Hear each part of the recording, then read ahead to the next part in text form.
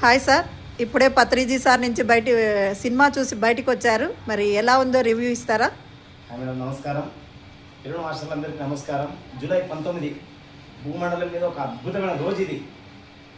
ఈరోజు 1,00,000 మందిగా ఒకేసారి ధ్యానం చేసిన రోజు.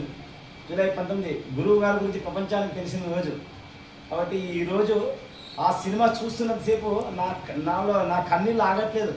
మొదటి నుంచి లాస్ట్ వరకు ఒకటే కన్నీళ్ళు. ఎందుకంటే ఒక వ్యక్తి కామన్ మ్యాన్ బ్రహ్మర్షి స్థాయికి వెళ్ళాడంటే అది మామూలు విషయం కాదు.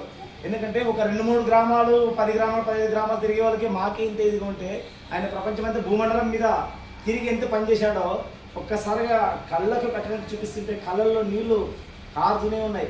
కాబట్టి ప్రతి ఒక్కరూ ఈ సినిమా మళ్ళీ చూడాలని కోరుకుంటున్నాము. భవిష్యత్తులో కూడా డాక్యుమెంటరీ 2 కూడా వస్తుందని చెప్తున్నారు. కాబట్టి మనం అందరూ కూడా ఈ ఫిల్మ్ని మళ్ళీ డాక్యుమెంటరీ 2 చూసి దీన్ని మళ్ళీ ఇంకా అద్భుతంగా ప్రజల్లోకి తీసుకెళ్లాలని ప్రతి ఒక్కరు ఈ క్షణం నుంచి ఈ రోజు నుంచి ధ్యానం చేసి శాకాహారంగా మారాలని. చూడండి, ఒక వ్యక్తి ధ్యానం చేస్తే ఏమొస్తుంది అంటారు. ధ్యానం చేస్తేనే నువ్వు ఏంటో నీకు తెలుస్తుంది. శాకాహారము తింటే అసలుకి నువ్వేంటో నీకు అర్థమవుతుంది. కాబట్టి ప్రతి ఒక్కరు ఈ రోజు నుంచి ధ్యానం చేసి శాకాహారంగా మారాలని చాలా చాలా చాలా చాలా అందరికీ వేరే కృతజ్ఞతలు తెలుపుకుంటున్నాను. Thank you.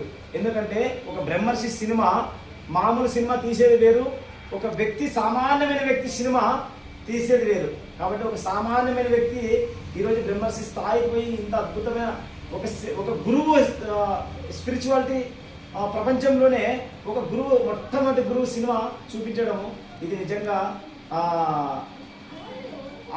అసలుకి మాటలు వర్ణించలేము. థ్యాంక్ యూ వెరీ మచ్ అండి. Thank you sir. Thank you.